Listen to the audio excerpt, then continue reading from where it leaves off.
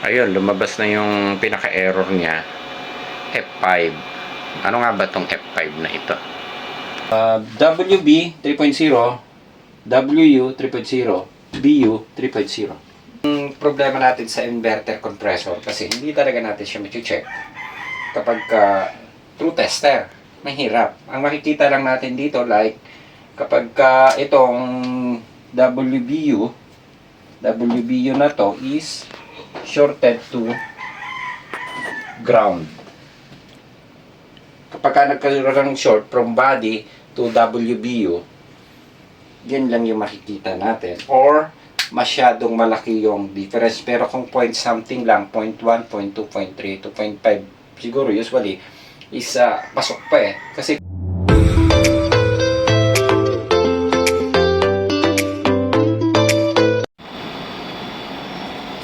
okay, good day. Meron tayong i-discuss ngayon na TCL. Ang problema nito is, ang sabi nila is F5 error. Yung F5 error natin, actually, napalit na sila ng sensor. Nandito yung sensor niya. Ayan. Nagpalit na sila ng sensor, pero lumalabas pa rin yung F5 error. Ang problema niya is if F5, ang tinutukoy kasi doon sa F5 natin, yun yung sensor na nakakabit sa tawag dito, nakakabit doon sa ating malapit sa compressor. Then eto yun, nagpalit na sila pero lumalabas pa rin yung F5 error. Ayan, so subukan natin i-check itong sensor na pinagpalitan nila kung anong value. Ayan. So siyempre, ang first step lang din naman na gagawin natin is i-check natin yung sensor. Set tayo sa resistance. Ang tinutukoy na sensor talaga doon is itong maiksi na may kulay white. And tawag dito, ito yung nakakabit doon sa may compressor. So ang value niya, ito yung may mataas na value. So malamig dito sa area natin. So take advance nyo na rin to ha. Ayan, nasa 20k to eh. Yung value nito, ito yung nakadikit doon sa may compressor. So masasabi natin good pa siya. Good pa doon sa tester natin. Then yung ambient sensor, eto yan, yung kulay yellow. And itong kulay black, ito naman yung nakadikit sa condenser. So take advance nyo na yung exactong value ha.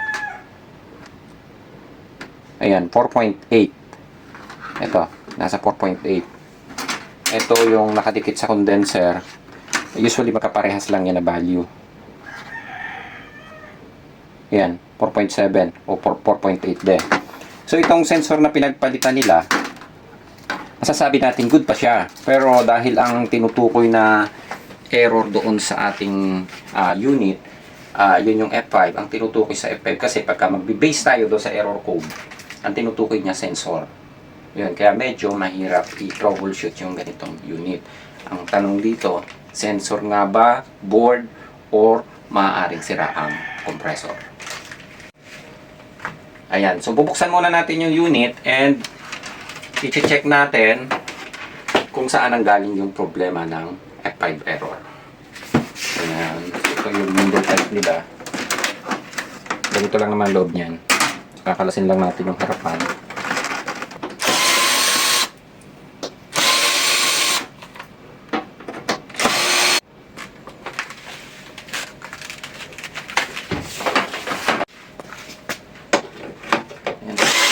Kakalasin muna natin itong cover para ma-analyze natin yung problema.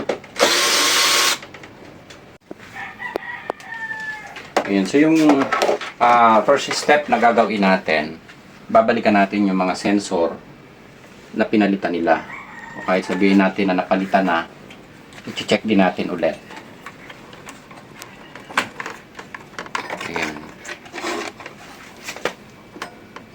Ito yung ambient sensor, itong i-check.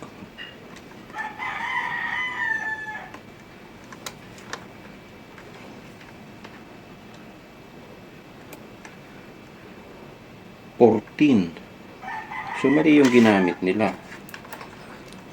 14. Ito isa 20. So tama yung ito yung nakakabit sa condenser. Baliktad to.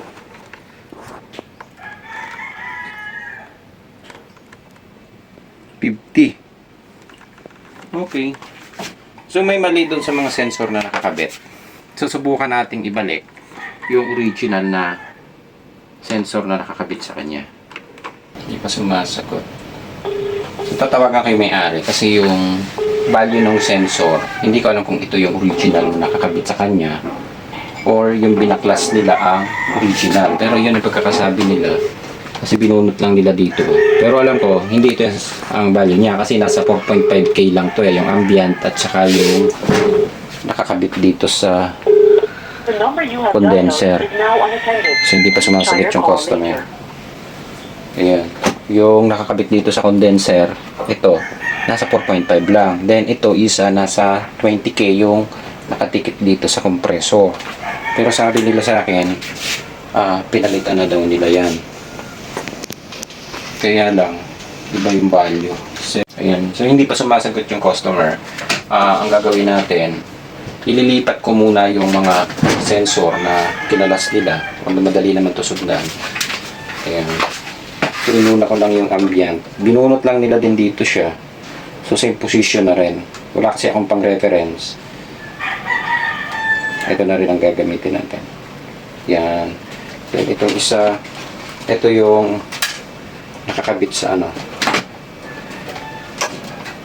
Sa compressor. Mataas din yung ginamit nila. Yung nakakabit sa compressor. Then ito sa condenser. Unahin natin ito sa condenser. Gitna.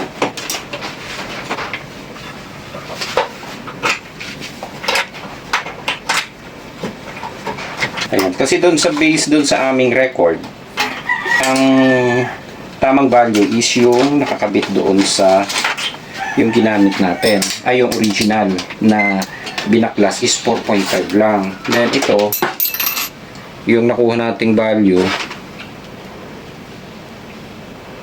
18 18K. Ano pa hindi siya 18K? 4. So baka itong ginamit nila is ibang unit.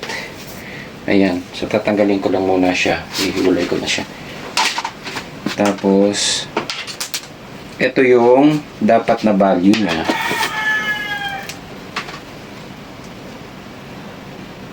Ito lang siya. Yan Nasa 4.5 lang to actually 4.5 to 5K.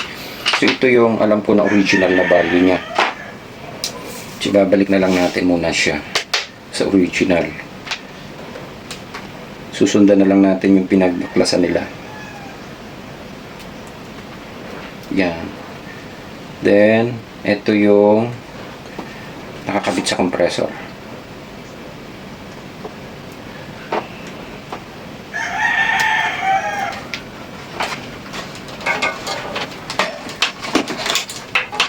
Ito, yung nakakabit sa compressor, ang value nito nasa 20K. 48. So, alam ko hindi ito.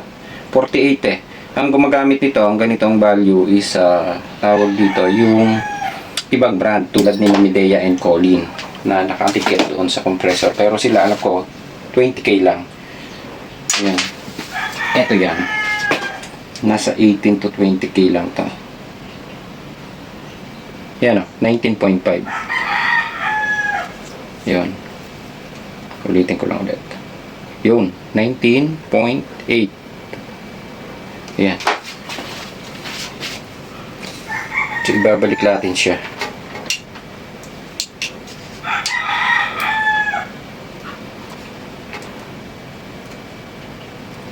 Ayan. Okay.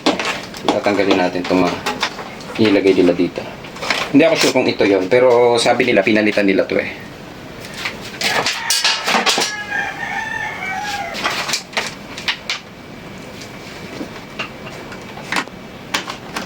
Ayan. Ito yung ambient sensor. Dito siya nakadikit.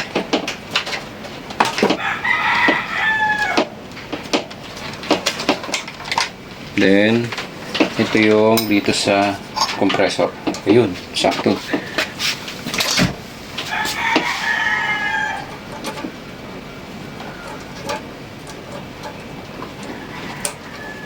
Ayan.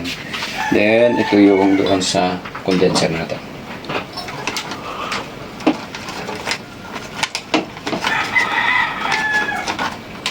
Ayan. Then, observe na lang natin. Titingnan natin kung yung tawag dito, magkakaroon na ng pagbabago.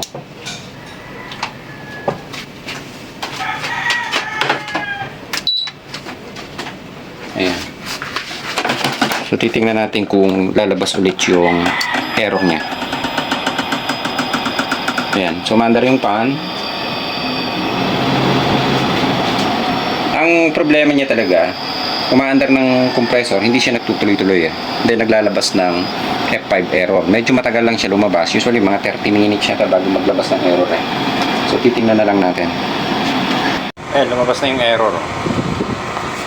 Bumalik na yung F5 error niya. So, nagpalit na tayo. Binalik na natin yung mga sensor niya. So, pag-check naman natin is yung mga sensor niya is good. Maayos din. Pero, lumalabas pa rin yung F5 error. Yung F5 error, tinutukoy dito sensor. Kaya medyo mahirap ang troubleshooting nito. Dahil yung sensor na tinutukoy doon sa error niya ay maayos and buo. And inaktualan na nga ng ibang mga sensor. Pero ibinalik natin yung mga original na sensor niya. And based naman doon sa pagkaka-check natin, good lahat ng sensor. Yung pinaka tinutukoy talaga doon sa error ng F5 na yan, based doon sa error code, etong sensor na nakakabit doon sa may compressor. Ito yung value niya nasa 20K. Ayan. So, binalik na rin natin yan. Lahat ng original sensor na tinanggal dito, binalik natin dahil mga goods naman siya dun sa ating tester. Pero, lumalabas pa rin yung F5 error na. Ayan. So, ang gagawin muna natin, dahil lumabas na yung error niya, ayan, i-off ko muna siya. Then, bubunutin ko itong connection ng compressor para makita natin. So, bubunutin ko na lang dito pala kasi nakadikit siya doon eh. So, kailangan nating kalasin dito sa ibabaw ng compressor.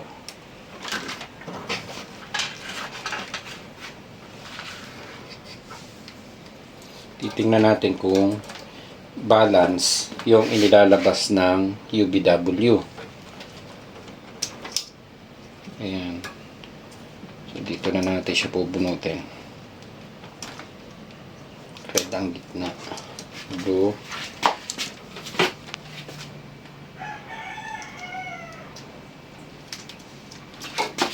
I-on natin ulit. Kapag balance to, maaaring good ang board natin. Para lang ma-analyze natin kung saan nanggaling yung problema.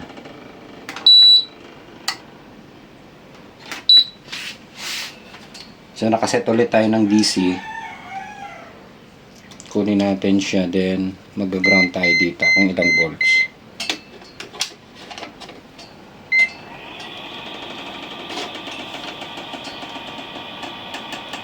Ayan. So, 14.7. Ito yung nakuha natin. Dito sa kabila 14.8. Then itong B 14.8. Balance siya, balance. Okay. So balance yung output natin. Then yung sensor okay na din siya. Ang possible na problema natin yung compressor. So ito, lahat ng output nito is balance siya. 14.8 ang nakuha natin doon sa pinaka nilalabas niyang voltage. Then pag umandar to kasi tumataas siya. Then ayan. So ang gagawin na lang muna natin, mag-a-actual tayo ng compressor para malaman natin kung defective talaga. Kasi ito yung medyo mahirap. Kung wala tayong pang-actual na compressor, wala tayong pang-actual na board, hindi natin ma-identify yung eksaktong problema. Kasi ang nangyayari sa kanya, maandar ng bagay yung compressor, then namamatay. Doon sa unang step naman na ginawa, na procedure nila, nagpalit sila ng sensor, although na-check natin is buo yung sensor, ibinalik na lang natin siya dito. Then, ang error na inilalabas niya is same error pa rin, yung F5. Yan yung medyo masalimuot.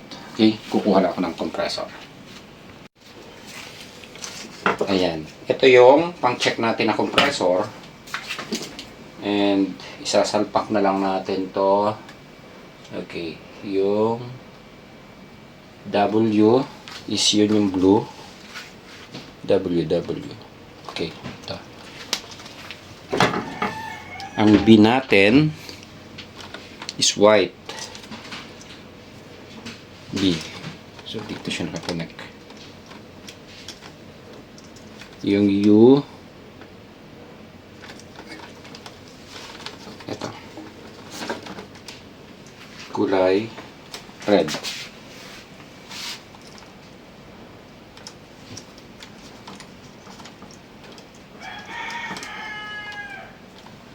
Yan. Okay, then titingnan natin kung aandar yung compressor ng diretso.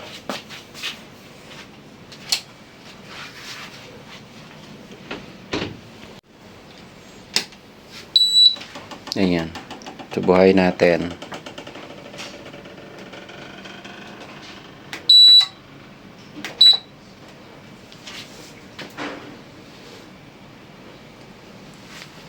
Kapag umandar tong compressor, confirm natin defective si compressor niya.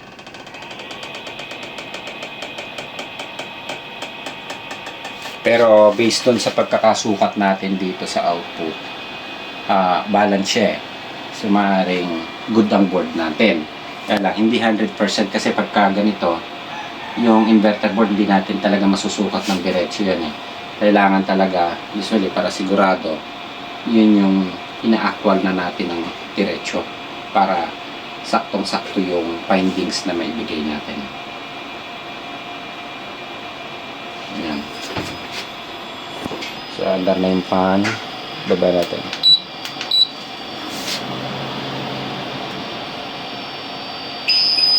Yun.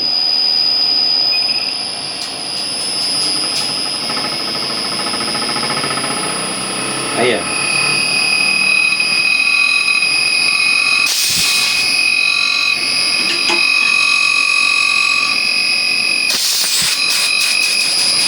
Sira ang compressor. Maandar yung compressor natin. Ayan o.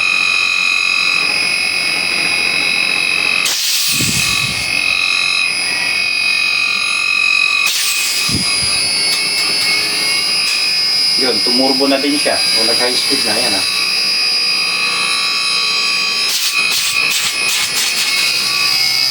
Okay.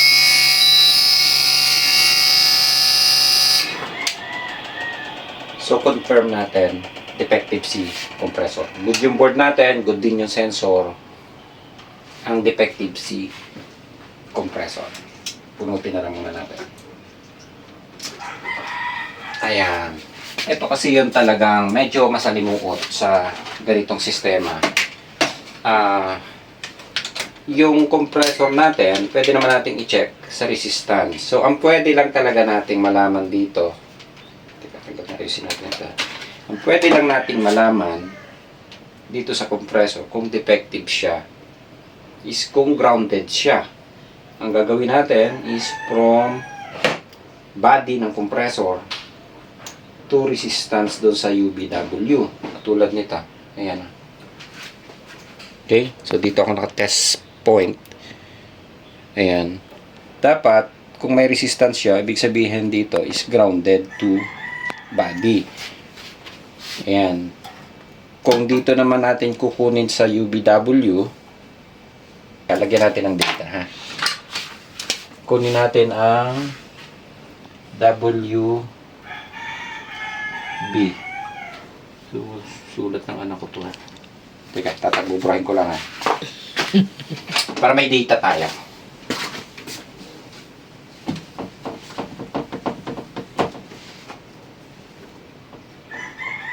Kukunin muna natin yung WB. Kung anong makukuha natin, ha. WB Ito, yung makukuha nating resistance is 3.0. 3.0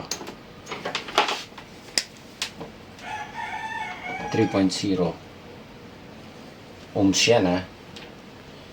Tapos kunin natin is WU.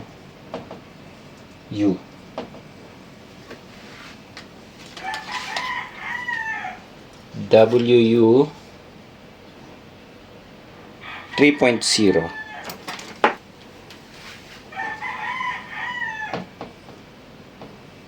Yan. So, ang kulang natin. WU BU. Subukan natin ang BU, ha.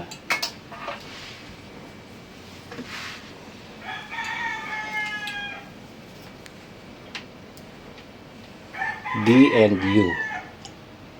Ito. 3.0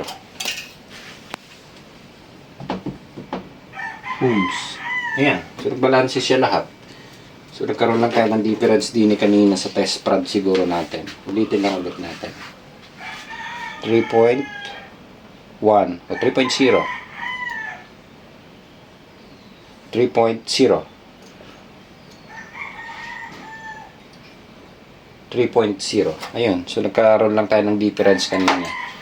WB 3.0, WU 3.0, BU 3.0. Anong kulang natin? BU. Meron na. WB, WU. Okay. So, reverse. Parehas. Ayan. So, balance. Ang problema natin, ito, ang problema natin sa inverter compressor kasi hindi talaga natin siya ma-check kapag through tester.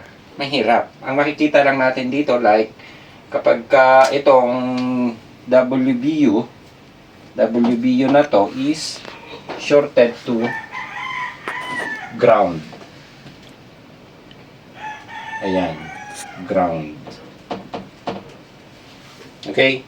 Kapag nagkaroon ng short from body to WBU, yan lang yung makikita natin. Or, masyadong malaki yung difference. Pero kung point something lang, 0.1, 0.2, 0.3, 2.5, siguro usually, is pasok pa eh. Kasi kapag may nilabas akong video nito dati, kapag inalog natin bahagya yung compressor and umikot yung bahagya yung rotor, nagbabago siya ng resistance eh. Kaya hindi mo din siya makukuha ng eksakto. Ayan. So, dito sa findings natin na nangyari and doon sa analyze natin and sa troubleshooting na ginawa natin, ang defective sa kanya is compressor. So, hindi lang doon sa voltage reference na ginamit natin kung balance o hindi na nanggaling sa board, yung actual mismong compressor pinaandar natin. Kaya 99% defective si compressor. Ayan. Okay na? Ayos.